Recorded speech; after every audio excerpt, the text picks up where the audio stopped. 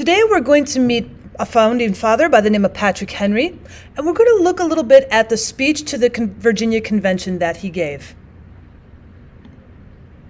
First, about Patrick Henry. He was born in Hanover County, Virginia in 1736. Because he lived in such a rural location, he was homeschooled. But he also experienced the Great Awakening, and he listened to John Edwards' sermons. As a young adult, he tried farming and merchant life, but both of those failed. But he did discover a love for oratory, for public speaking. Now, in his adult life, he then obtained a law license in 1760. And during those years, he argued that a king who would veto a law passed by a locally elected legislature was a tyrant who forfeits the allegiance of his subjects.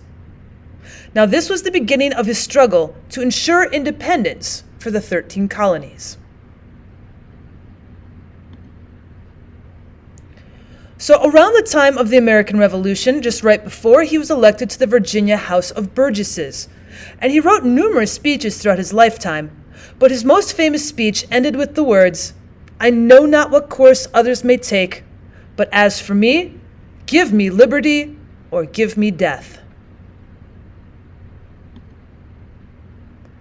So when we take a look at Patrick Henry's speech in the Virginia Convention, it plays a key role in turning colonial ideas against negotiation with England and towards an armed rebellion. One month after Patrick Henry gave his speech in Virginia, the British marched on conquered Massachusetts, and that would be the beginning of the American Revolution. Patrick Henry and his speech went against several of the Virginia statesmen to make a point with his speech. Most of the Virginians who had spoke before Patrick Henry and his famous speech, they were looking for reconciliation with Great Britain. The last thing on their minds was to have a rebellion.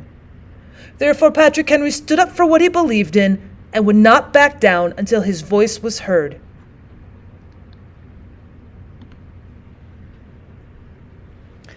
So Patrick Henry's beliefs that colonists should pull away from the British rule and create their own country based on their own beliefs are going to be expressed in his speech. Now, this was dangerous because at this time, Britain was a world power. Henry essentially takes on the British Empire in his speech. So what does he do with all of the other speeches that came before him where everyone was talking about reconciliation with England? How does he become persuasive? Well, as we read and listen, he begins with a respectful rebuttal of previous speeches, thereby establishing confidence with the audience, and we would call that in a speech ethos. But towards the end, his tone intensifies, thus heightening the climax of the speech, or the pathos. Now, persuasion causes the audience to want to take specific actions, and therefore you should use facts and logic and reasoning. He establishes that the British are preparing for war by asserting that the war has already begun, and those would be a fact, otherwise known as logos. He reminded the House that King George has been ignoring their pleas for relief from his intolerable acts, and thus he dismisses any thoughts for peaceful compliance.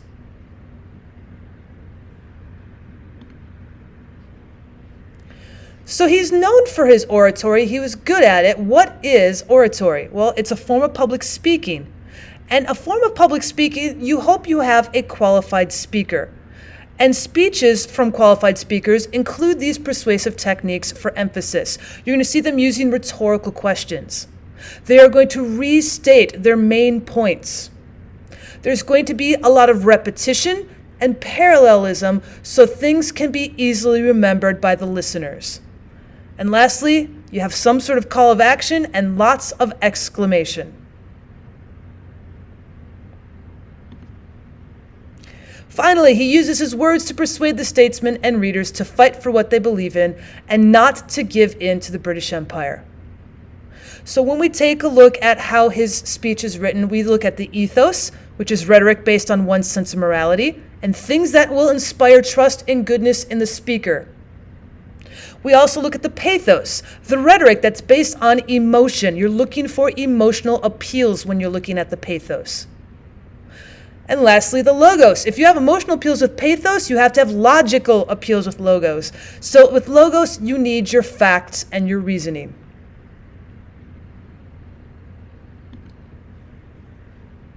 So let's look at some examples of ethos, pathos, and logos in Patrick Henry's speech at the Virginia Convention. For the ethos, a form of persuasion that appeals to the audience's sense of what is morally just or right. So he begins by appealing to a just God. He creates a connection between himself and his audience by appealing to the shared value of God that they all have. For example, "Besides, sir, we shall not fight our battles alone. There is a just God who presides over the destinies of nations, and who will rise up friends and fight our battles for us.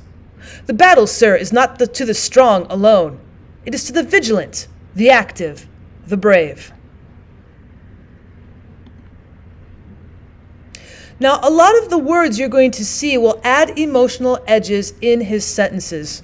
So examples of loaded or charged words that will give you pathos might be words such as justice, sentiment, when you beseech or give a plea. The words honor, and the opposite, to supplicate, to prostrate. Somebody who's being very, very evil or mean is insidious. A long drawn-out war might be arduous. And of course, we don't want to be subjugation or subjugated to the king.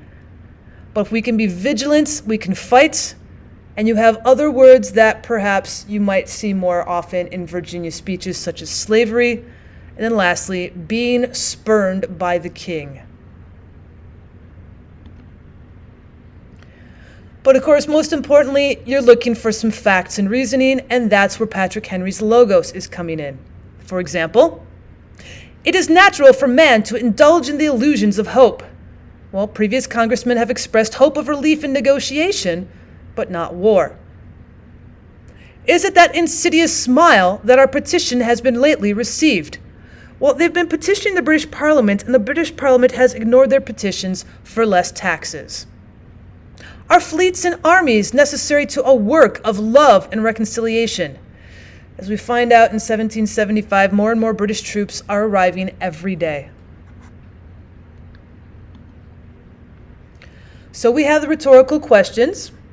Rhetorical questions are the questions the speaker will ask the audience, but the audience is supposed to internalize the answer. Nothing would be responded to. Nothing is answered out loud. So we have an example.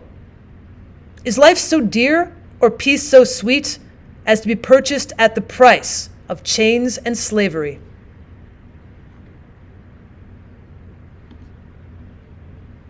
Now, restatement is stating the same idea in different words. For example, he's going to say, "Trust it not, and let us not deceive ourselves.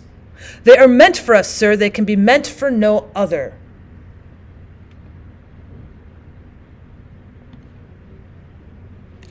When we see repetition, it is repeating the exact same words over and over again in order to give some of that pathos, the emotional appeal. "We must fight. I repeat it, sir.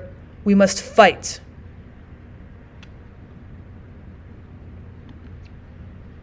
You will also see parallelism being used in Patrick Henry's speech. Parallelism refers to the repeated use of phrases, clauses, or sentences that are similar in structure or in meaning. Now, writers will use this technique to emphasize important ideas, to create a rhythm, and to make their writing more forceful and direct. For example, you see in Abraham Lincoln's famous speech during the Civil War, "Of the people, by the people, and for the people."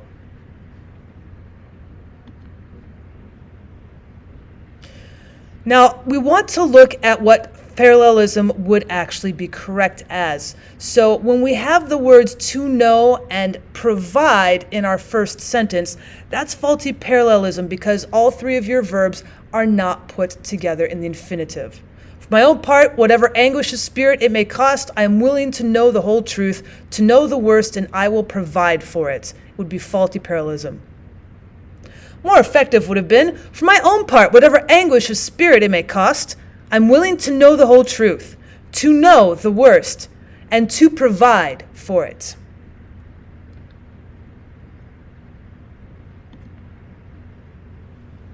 So let's take a look at parallel structure being used by Patrick Henry.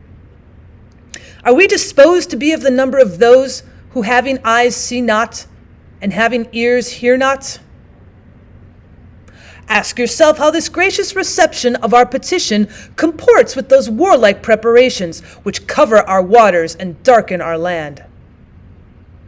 They are meant for us. They can be meant for no other, as he's talking about the ships and the soldiers. Our petitions have been slighted. Our remonstrances have produced additional violence and insult. Our supplications have been disregarded.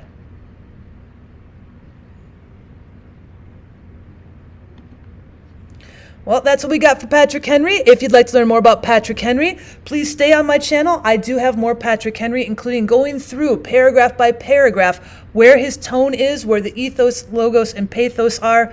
And as always, I'd appreciate it if you subscribed.